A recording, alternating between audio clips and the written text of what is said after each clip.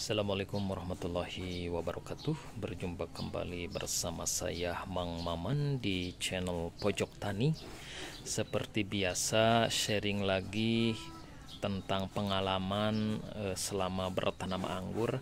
Barangkali pengalaman apa yang saya alami juga dialami oleh teman-teman para pengangguran, dan solusi yang saya coba dan saya praktekkan juga bermanfaat, bisa dicoba oleh teman-teman sehingga permasalahan teman-teman mengenai tanaman anggur bisa terselesaikan gitu ya.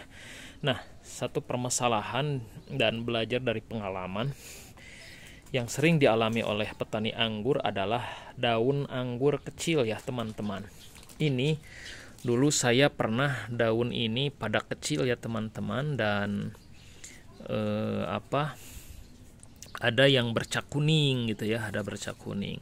Namun saya mencari solusi dengan membaca artikel, menonton video YouTube dari para pengangguran berpengalaman yang sudah mengalami hal serupa seperti apa yang saya alami. Akhirnya saya coba, dan akhirnya dengan mencoba treatment yang ditawarkan oleh para pengangguran, berhasil juga mengembalikan pertumbuhan anggur saya teman-teman ya. Jadi ini anggur Gospi ya, Gospi. Usianya ini bahkan sudah sampai 2 bulan lebih ya. Tapi pertumbuhannya seperti ini ya, pertumbuhannya seperti ini, kurang vigor karena memang ada beberapa permasalahan ya, namanya belajar, penasaran ingin mencoba, tetapi yang dicoba itu belum tentu cocok dengan tanaman anggur kita ya. Ada yang menyesatkan, jadi harus hati-hati. Tapi karena penasaran ya akhirnya dicoba juga meskipun keliru, dan itu bisa menjadi pengalaman ya, pengalaman berharga. Nah, kenapa daun anggur kecil seperti ini teman-teman? Jadi nah ini teman-teman harus benar-benar perhatikan dan amati ya. Kalau misalkan daun anggur teman-teman kecil seperti ini dan pertumbuhannya kurang vigor, berarti ada permasalahan teman-teman ya. Yang pertama kita perhatikan media tanam teman-teman. Apa yang digunakan, media tanam apa yang digunakan? Kebetulan ini kombinasi media tanam yang direkomendasikan ya teman-teman. Ini sekam bakar, kemudian tanah ya, ditambah dengan pupuk kandang. Tapi ada satu permasalahan, sekam bakarnya dadakan ya. Bahkan sekam mentah yang saya gunakan itu terlalu dadakan. Jadi sekam bakar yang saya gunakan itu baru 1 hari selesai dibakar menjadi arang, langsung saya gunakan, dan ternyata efeknya kurang bagus ya teman-teman. Beda dengan sekam bakar yang sebelumnya saya gunakan, itu sudah difermentasi, itu benar-benar luar biasa bagusnya ya. Pertumbuhannya cepat, benar-benar cepat. Dalam waktu 1 bulan itu bahkan bisa sampai hampir 2 meter lebih ya. Itu dalam 1 bulan pertumbuhannya sangat vigor gitu ya. Nah, ini yang saya gunakan karena mungkin mencoba dan terus mencari pengalaman ya. Sekam bakarnya terlalu dadakan gitu ya. Nah, yang kedua, permasalahan seperti ini juga pernah dulu saya alami gitu ya. Pernah dulu saya alami karena kebanyakan menyiram dan kebanyakan pemberian pupuk POC ya. Pupuk POC itu kan bahannya bermacam-macam ya teman-teman. Nah, harus hati-hati ya, karena kalau misalkan teman-teman mencoba POC ya berarti harus tahu dulu dosisnya. Dosis ketika si POC itu jadi berapa, berbanding berapa ketika dicampur dengan air ya. Nah, kalau misalkan kita sembarangan membuat POC dengan bahan-bahan yang memang banyak digunakan, nah kita harus hati-hati ketika memberikan pupuk POC ke media tanamnya ya. Kita mulai dengan takaran kecil dulu, jangan sembarangan. Kalau sembarangan biasanya si POC bisa mempengaruhi, karena asam barangkali ya, asam. Jadi bisa mempengaruhi media tanam. Media tanamnya terlalu asam, pH-nya drop barangkali gitu ya. pH-nya tidak stabil, sehingga si pertumbuhan anggur tersebut bisa menguning gitu ya, karena pemberian POC yang berlebihan. Itu juga pernah saya alami ya teman-teman, dan daunnya itu kecil meringkel kuning gitu ya. Kecil meringkel kuning seperti ini tumbuhnya ya, kurang lebih. Nah, ini bisa jadi pemberian pupuk POC yang berlebihan kalau pengalaman saya dulu. Mungkin teman-teman beda pengalamannya. Dan pemberian pupuk kimia yang berlebihan juga tidak baik.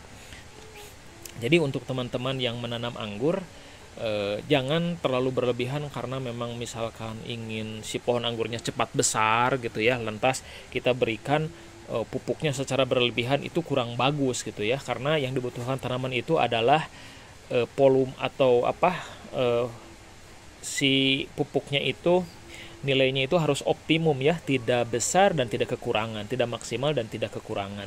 Yang optimum itu yang bisa diterima oleh tanaman. Jadi kita harus mulai dengan dosis kecil dulu ya teman-teman.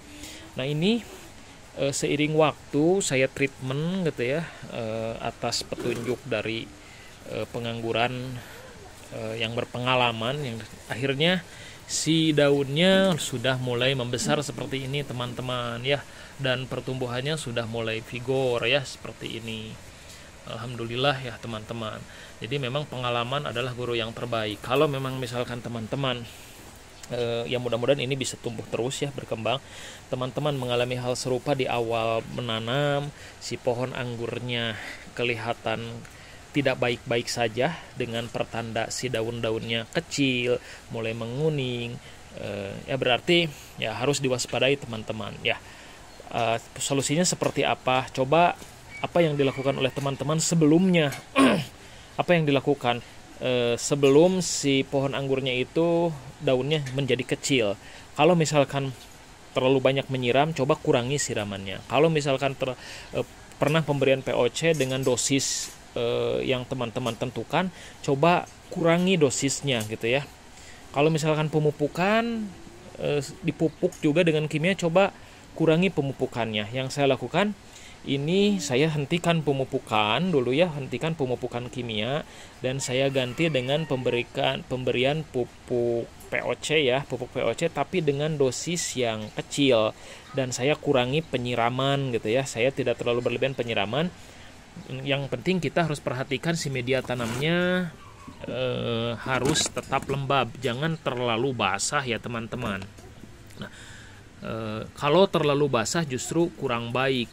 Nah, dengan treatment seperti itu, coba amati lagi dan coba sirkulasinya seperti ini ya teman-teman ya. Sirkulasinya jangan di bawah, tapi harus ada penyangga seperti ini ya teman-teman, agar sirkulasi oksigennya ke dalam media tanam bisa lebih bagus ya.